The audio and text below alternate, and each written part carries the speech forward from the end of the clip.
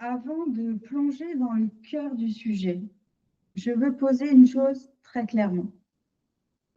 Oui, je parle souvent des PN, pervers narcissiques, au masculin, et des victimes au féminin. Mais ce n'est pas parce que je pense que les PN sont toujours des hommes. Je sais très bien, et par expérience directe, qu'il y a autant de femmes PN que d'hommes. J'en ai croisé, j'en ai accompagné, j'en ai vu les ravages.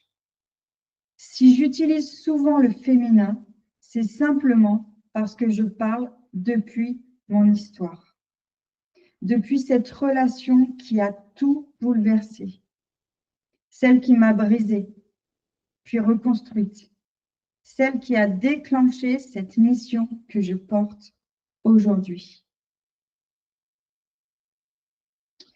Aujourd'hui, on entend de plus en plus parler des violences psychologiques, mais il reste un immense tabou, surtout pour les hommes victimes. Pourquoi? Parce que dans l'inconscient collectif, on ne reconnaît que les coups, les marques visibles, les cris qui explosent. Mais on oublie que certains cris sont silencieux, que certaines violences sont sourdes, invisibles, mais ravageuses. Et ça, c'est la spécialité des PN. Quand on est sous emprise, on vit un enfer quotidien. Un enfer qui ne laisse pas forcément de traces sur le corps, mais qui détruit l'âme, le cœur, la confiance, l'élan de vie. Et c'est là tout le problème. Parce que tant que la société refuse de voir cette violence-là, les PN continuent d'agir en toute impunité. Il est essentiel de faire la différence entre une personne simplement toxique et un pervers narcissique. Une personne toxique peut être instable, égocentrée, manipulatrice, mais le PN, lui, va beaucoup plus loin. Le PN est structuré autour de la perversion. Ce n'est pas juste quelqu'un qui fait du mal par maladresse ou par manque d'amour.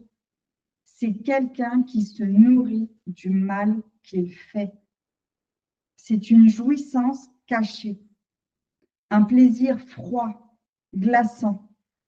Et c'est ce qui le rend dangereux. Parce que quand on est face à ça, on ne peut pas négocier, comprendre, aimer assez fort pour changer les choses. Ce n'est pas un conflit relationnel, c'est une stratégie de destruction.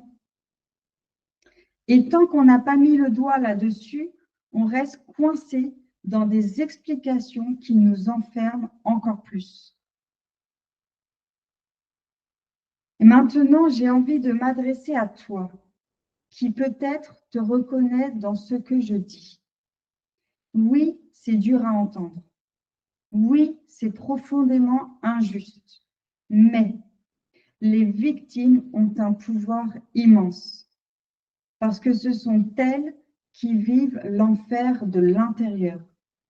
Et ce sont elles et elles seules qui peuvent briser le silence. Plus on sera nombreuses, nombreux à poser des mots, à nommer les choses, à se former, à se reconstruire, à s'informer, plus le système va trembler, plus les masques vont tomber, plus les PN vont perdre leur terrain de jeu. Tu veux que ça change?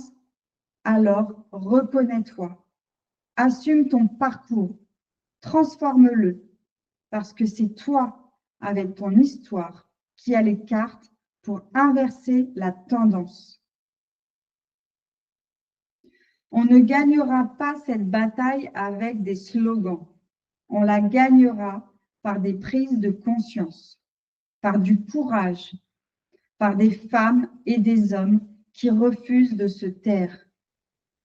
Alors, si ce message résonne pour toi, je t'invite à le partager, à le commenter, à en parler autour de toi.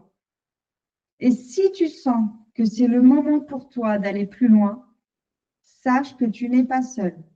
Il y a des ressources, il y a des accompagnements et surtout, il y a une issue. Il y a un après et il peut être grandiose. Merci d'avoir écouté jusqu'ici et à très bientôt pour une nouvelle vidéo. Salut!